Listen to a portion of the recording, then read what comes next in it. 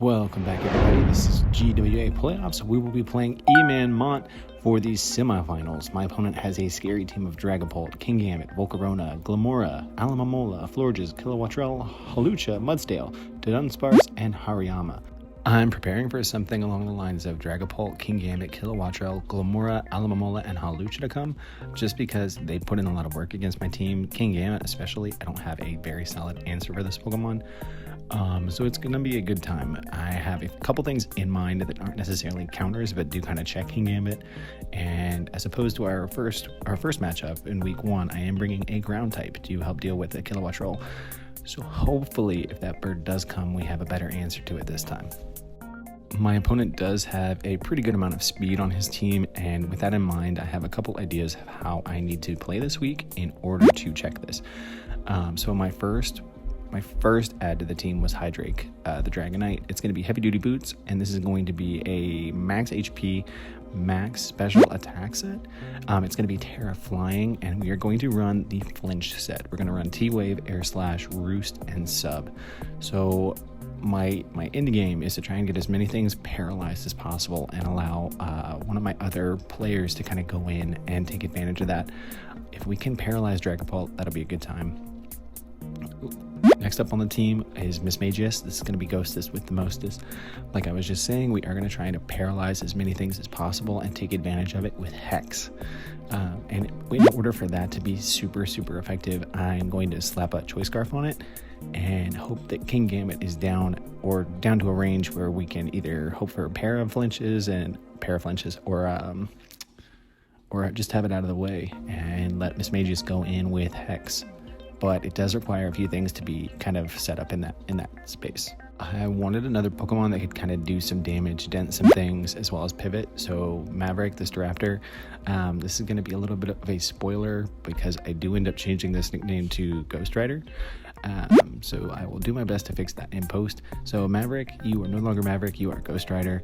This is another Scarf Pokemon, and we are running Scarf just outspeed some things to potentially threaten Kingambit if it hasn't set up with a close combat, or to pivot out on some of the walls that would normally be taken out by Staraptor's reckless moves. So hopefully we can put in some work with this. This will be my third matchup with Eman, and because of that, I've kind of figured out that he is a really good coach, and he's going to take advantage of my swaps. So for this week, I am going to kind of veer out of my comfort zone and run Choice Specs Sylveon. Choice Specs heavily damages most things that are not Volcarona, and 2 shots just about everything on his team that I can foresee him bringing. The only issue is that this does not tank hits as much as I'd like it to, and we don't have any recovery. I did put Wish on it, but probably not going to click Wish a whole lot. This is also going to be my main spinner if Dragapult is still around. Fortress is not going to be super useful. I am going to bring the Rock Blast just in case Volcarona sets up. We can Rock Blast this thing down, and with heavy duty boots we always live at least 1 hit, so that'll be super useful. We always have at least one move that we always survive thanks to Sturdy, so we can put up spikes, Stealth Rock, or spin things away if we need to. I talked about this briefly earlier, but we do need an answer to the Kilowattrel, so I am bringing Sandaconda. It is going to be the leftover shed shell or shed skin set. So we can glare things, we can whittle things down, and then I am packing Rest to hopefully, get all the way back up to full and then shed that status and get back to the fight. This will be super useful against things like Volcarona. We are especially defensive, so we can take a couple Giga Drains. We could take like 1 from a +1 and then fire off an attack. But yeah, that's going to be the team for this week. Hopefully there will be enough stuff that my opponent doesn't see coming that can do real damage. But the end game is to ultimately paralyze things and go for win with Hex. All right, guys, we are here with our playoff match versus Eman. This is post-com as usual, but from the jump, we do get a really good lead. It's going to be Sandaconda into Dunsparce. I wasn't sure if this is going to be a setup set in regards of like Calm Mind or Coil, so I do just glare right off the bat, which is cool. We get the para. my opponent is going to go for a body slam, and he's going to get the para as well. So insert the Spider-Man meme here, because we have just made almost mirror plays. The only difference is he's gotten damage on me, and I have no damage on him. So on the very next turn, I'm going to attempt to set up rocks. This is going to be one of those matches. It's going to be kind of a slugfest, just because, we're going to have to deal damage, recover. Whoever ends up dealing more damage usually is the winner. That's usually the way this game works.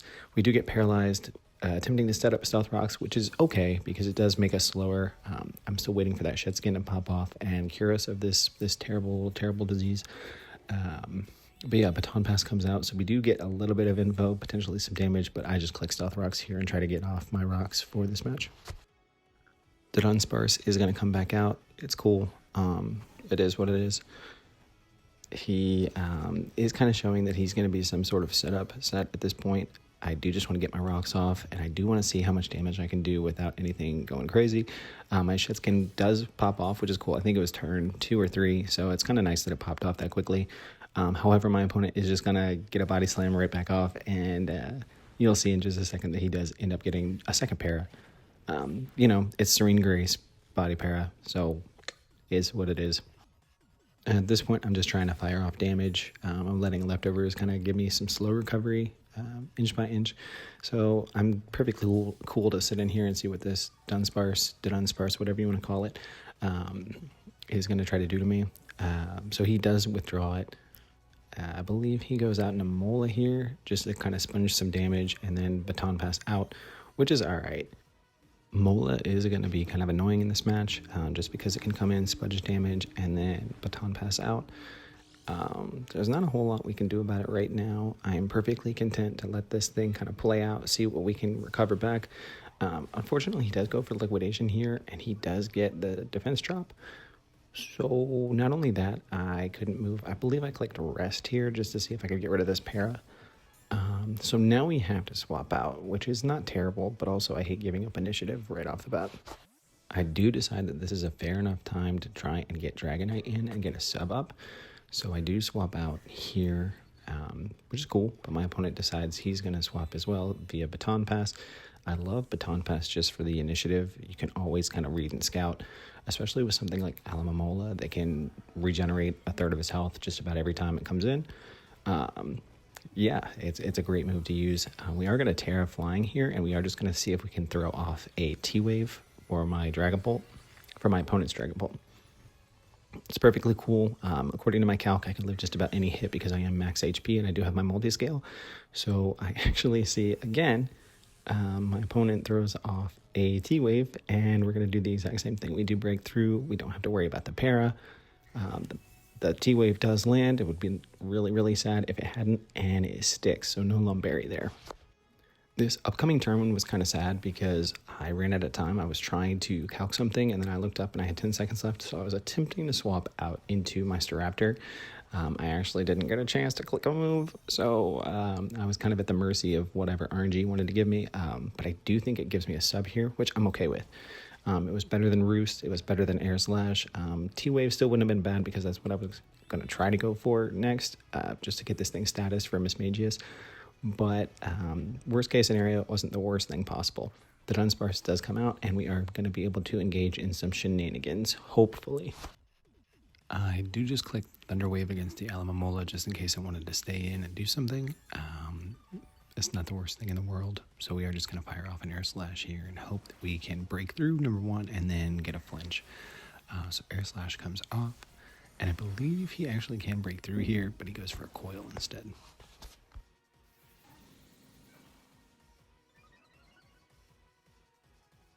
This is not, like I said, this is not the worst thing in the world because we do have a couple other chances to break through. Roost is going to be annoying if we get paralyzed or if we miss whatever. But we are able to connect, and we are able to actually chip this thing down to a range where we can kill it with Air Slash. I don't know if it got edited out or if it just skipped my mind, but we do get a flinch with our first Air Slash, which puts him in range of the second one, and we are able to go from there. I talked about this a good bit in the builder, but we really don't have a whole lot for King Gambit. If he Swords Dances, we are in trouble. So I do just click Thunderwave here, and we see the worst case scenario. We see the substitute. So if I let this King Gambit get up to +4, we just lose outright. So I have to sacrifice a Pokemon here so that we don't immediately lose to this thing, and it's not going to be a fun time. Bringing something like Sub for the Swords Dance would have been a really good idea, but as I mentioned in the team builder, I am Scarfed. We do just immediately die to a Sucker Punch. Poor Staraptor is going to give up its life so that we don't immediately lose this match. So at this point, things are not looking good. But I used up my full switch clock to make my opponent think that I didn't really have an answer to this, and then I used up all my move time just to play some mind games within this and make him think that he was safe to click. I think Iron Head was his other move here, because normally this would outspeed my Sylveon, but we are max speed, modest with specs, and this is a bit of a roll. It does 74.9% minimum to a max HP King Gambit, and we are able to knock this thing out. So the match will continue. We don't immediately lose the King Gambit, and Choice Spec Sylveon was definitely the right bring for this week. Volcarona is going to come on out. This is an immediate threat to us because we are locked in a Hyper Voice, and if it starts to set up on us, it's going to be a problem. So I have to swap out into Dragonite. Dragonite, even at +1 from this Volcarona, will only take about 50% from a Flamethrower. Since this does immediately click Flamethrower, I know it's not going to be the setup set, or at least he's hiding it. So I am just going to click Roost here, banking on the swap, not wanting Volcarona to be paralyzed for later. So I just wanted to get some help back on this bad boy. And in an attempt to keep with our plan, we are going to try to paralyze this thing. We do get the T-Wave off. We have not gotten paralyzed in a while, and it is going to come back to bite us. But things are looking really, really good for the Miss Mage's sweep in the back. He is going to get his rocks off here, which are, yeah, that's it's a little bit of a slip up, but yeah, we'll roll with it. We just swap, kind of stall turns for a while. He's going to try and whittle this thing down. I'm hoping that I don't get paralyzed. I ran a quick calc and realized that Anaconda doesn't really get dented too much by this, and I can take this opportunity to kind of get a rest off, which will be great for later on. So my opponent does collect Power Gem. We are able to take it. As long as I don't get paralyzed, we'll be all right. So leftovers pop off, and then I think I go for rest here.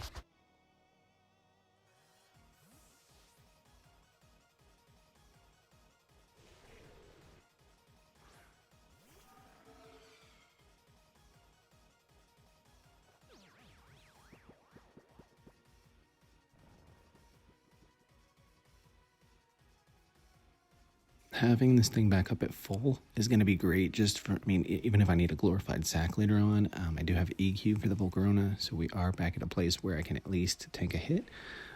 Mola is going to come back out and start trying to pass some wishes to get things healthy again, but we're going to try to keep offensive pressure on this at this point.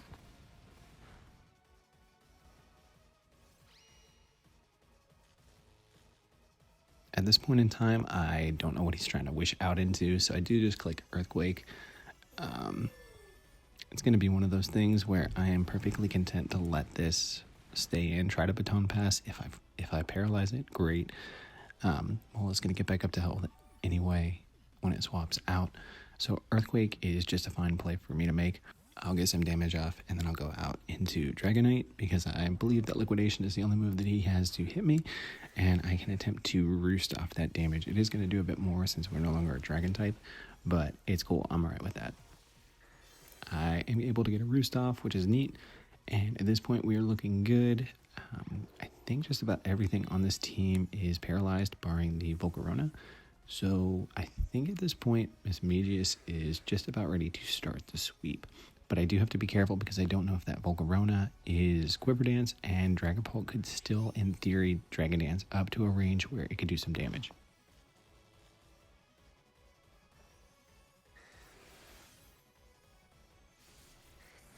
The next few turns are me just kind of scouting to see what my opponent wants to do and how they're going to play my my Dragonite and Sandaconda turns out.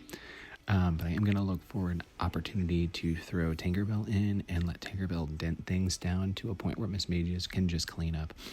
I'm going to look for my opportunity against Mola, and then I'm going to swap Sylveon in hard and let it do its thing with Hyper Voice.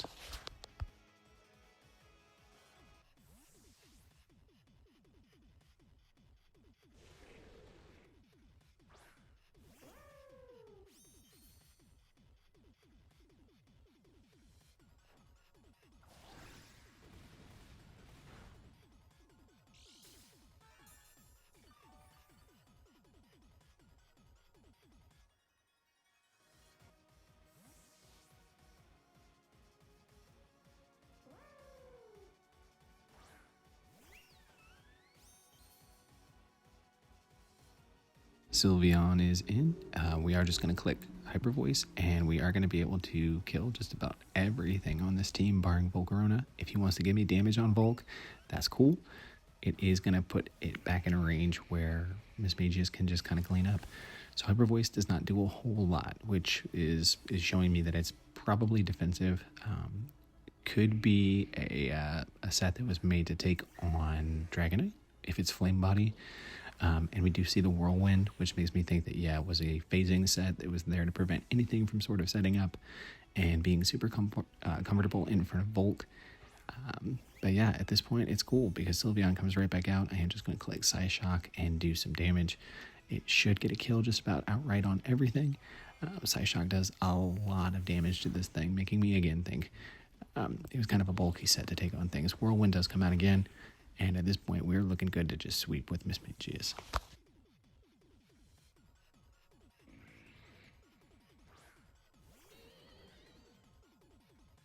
To be completely honest, Miss Magius was not on my roster at the beginning of the season, and I realized that I wanted a ghost type and something that could potentially snowball a couple matches. Scarf, leftovers, whatever set I wanted to run, I wanted it to be able to run well. So Miss Magius was kind of an afterthought, I'll be honest, but in this match, it is going to start cleaning up for us because there are currently no more swaps for Hex. So we are about to clean up this match. Glamora is going to come in late, and it is going to be able to live a hit, fire off a Mortal Spin on us, and poison us, but it's at this point a little too late, so I'm going to let this play out. It was a very good game to my opponent.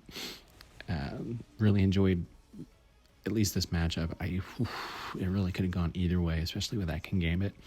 I am not sure if it was a roll for my Sylveon to kind of take it out, but I'm very glad that it did. But my opponent played this very well. I know I got very fortunate with some of the paras and all my T-Waves actually landing. Again, it could have been a very different game had they not. So good game to my opponent. With this victory, it does mean that we will be playing in the championship match next week. Hopefully, I do not continue my trend of throwing championship matches or just straight up losing them. So we'll be prepping hard for that one. Thank you guys so much for watching. Hope you guys are having a great day, and I will see you next week with another match. Take care, guys.